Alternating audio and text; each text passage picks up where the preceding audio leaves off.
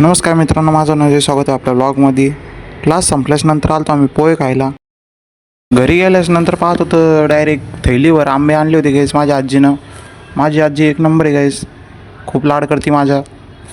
माय आजी माय लव, आजी की जय हो गाईज. नंतर घरच्यांनी इडली गेली गाईज, इडली काढली चुम्मनमध्ये. नंतर निघलो बॉक्सिंगच्या क्लासला या स्वीटसोबत. ट्रेनिंग झाल्याच नंतर असे पडले होते गाईज जसे की यांच्या घरचं कोणी मेलं, जशी मौत झाली ती गाईज यांच्या घरी. हे बघा गाईज, याला पण सुतूक पडलं, गाईज. दोघांच्या आयटमा मेल्या गाईज. त्या जन्म झाल्याबरोबरच टपकल्या होत्या, पण यांना आत्ता दुःख होऊ लागले ते. हे बघा गाईज, हे येडा भोकाचं आम्हाला काही पण करायला लावतो.